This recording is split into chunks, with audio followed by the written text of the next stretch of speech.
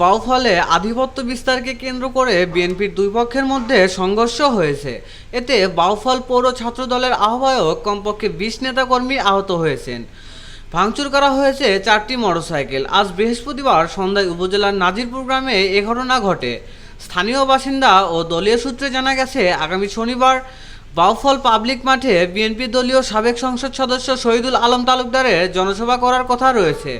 এ উপলক্ষে গত কয়েকদিন ধরে পোস্টার ও বিএনপির ভারপ্রাপ্ত চেয়ারম্যান তারেক রহমান ঘোষিত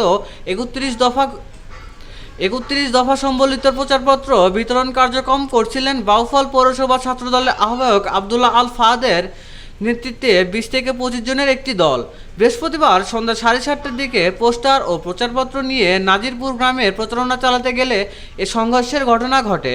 এতে আহতদের মধ্যে ১০ জনকে উপজেলা স্বাস্থ্য কমপ্লেক্সে ভর্তি করা হয়েছে। এ ঘটনার পর বাউফল উপজেলা ও পৌর ছাত্রদলের কমিটি বিলুপ্ত ঘোষণা করা হয়েছে। জেলা ছাত্রদলের আহ্বায়ক মেহেদী হাসান এ তথ্য নিশ্চিত করেছেন।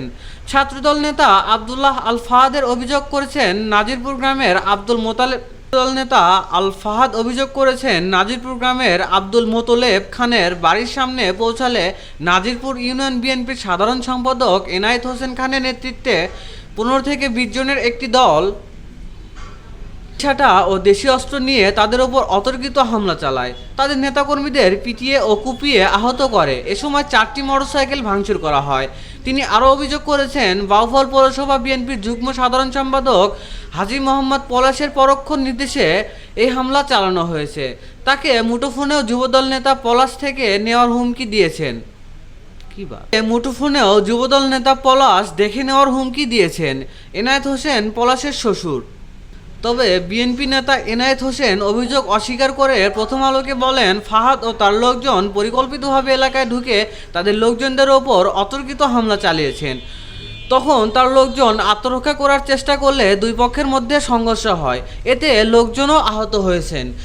স্থানীয়ভাবে বিএনপির কেন্দ্রীয় কমিটির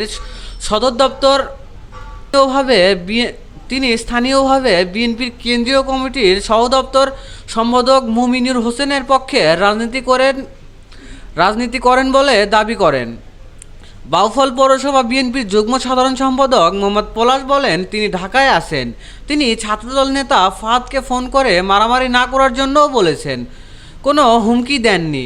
বাউফল থানার ভারপ্রাপ্ত কর্মকর্তা ওসি মোহাম্মদ কামাল হোসেন বলেন, বিএনপির দলীয় বিরোধের জেরে এ ঘটনা ঘটেছে।